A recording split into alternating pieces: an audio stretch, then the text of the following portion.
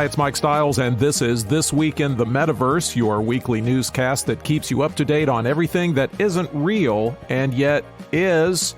It's Halloween, October 31st, and I am dressed like a sexy cat. Let's see if the Metaverse got any scarier. Let's face it, this was the week for open Metaverse bashing. Actually, it was the week for Mark Zuckerberg and Meta bashing, but many mistakenly equate what Meta's doing in the Metaverse with the entire Metaverse movement. The two are not equal, and Meta is but one builder of it. Still, market research firm Canalys predicts most business projects in the Metaverse will have failed and closed up shop by 2025. Remember when people mocked social media when it first started? But who knows? Canalys' proclamation of doom might be right. Meta's Reality Labs has lost about $16 billion, but apparently Meta has some resources, and Zuck thinks the Metaverse will work and make trillions of dollars. Eventually. Canalys' Matthew Ball doesn't think you can take optimism to the bank and asks, is the Metaverse the next digital frontier or an overhyped money pit? He does think gaming and porn might find some success in the Metaverse, but big non-porn companies are hedging their bets. An estimated $5 to $13 trillion is expected to have been invested in the Metaverse by 2030.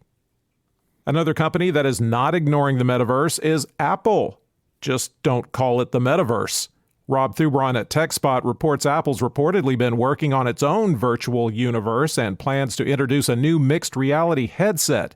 However, Apple's VP of Worldwide Marketing, Greg Joswiak, told the Wall Street Journal he'll never use the word Metaverse. That word will be like Rumpelstiltskin to him. Or for those of you who don't know that story, it'll be like Voldemort. So why won't he say it? Well, Meta and Apple have kind of been taking digs at each other, with Meta making fun of Apple's closed systems and Apple CEO Tim Cook saying the average person doesn't know what the Metaverse is. It's a tech giant cage match. Either way, it looks like Apple might introduce an advanced and pricey headset next year that will integrate with their other products. I'll bet you a box of donuts they call it the iVerse. Want some more meta bashing? Well, we've got it for you. Will McCurdy at Decrypt tells us what Phil Spencer has to say about it. He's Microsoft's CEO of gaming, and he describes Meta's Horizon Worlds as a poorly built video game. Mostly, he thinks it looks like crap, especially when you compare it to the near photorealism of today's video games.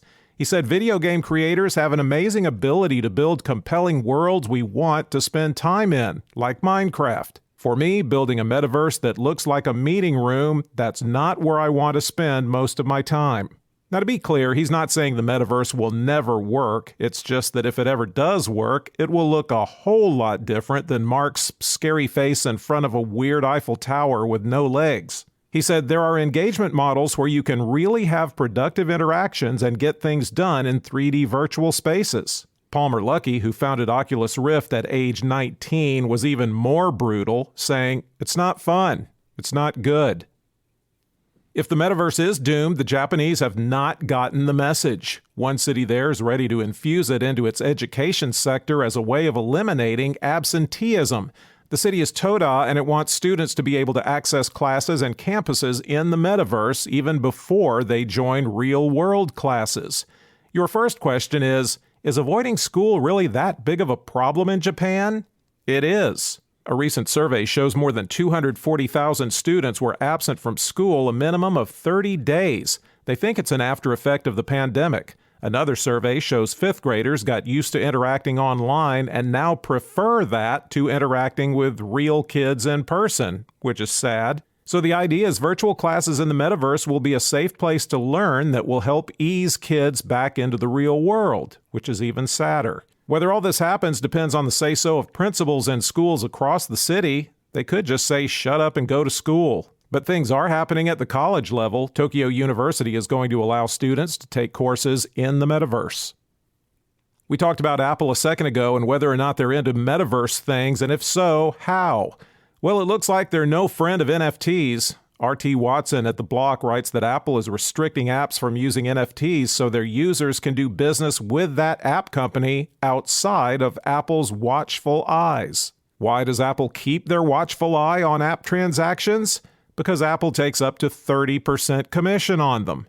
So, at least for now, they don't want NFT buyers and sellers to do business in apps, and they updated their App Store policy to reflect that. We're sure you curled up by the fire with a wine and read the App Store policy, didn't you? You think taking a 30% cut is a lot? You're right. NFT marketplaces charge about a tenth of that. But Apple's policy is you can't use NFTs that include buttons, external links, or other calls to action that direct customers to purchasing mechanisms other than in-app purchases. Mostly what you can do is use marketplace apps to just look at your NFTs. Okay, last meta story. Sure, a lot of people are laughing at Mark Zuckerberg right now, but at least one person isn't. In fact, he's saying laugh all you want, but Zuckerberg will own your eyeballs in 5 years. The person who said that is none other than famous letting cats out of the bag practitioner Edward Snowden. Shanti Rexeline at Benzinga reports Snowden made the comments after shares of Meta took a dive. Is Snowden a fan of the metaverse? Not necessarily. In August of 2021, he tweeted that Facebook's vision of the future is seen in how they steal and repackage the VR chat concept, adding the company traps you in a low-res workplace and cuts off your legs. He does think there's a strong place for VR/AR meetings, but, quote, Facebook has gone to extreme lengths to prove it can't be trusted to respect the boundaries required for private meetings. You may remember, Snowden's big on privacy. He, ruined his life for it. Other critics have pointed out that many current MR prototype systems have face, eye, body, and hand tracking tech, and most have sophisticated cameras, with some even incorporating electroencephalogram technology to pick up brainwave patterns. You know that phrase, keep your thoughts to yourself? You won't be able to. That's all we have for you this week. Subscribe to the show now that you know we don't ask for much of your time. Tell somebody about it, and we'll be back next week.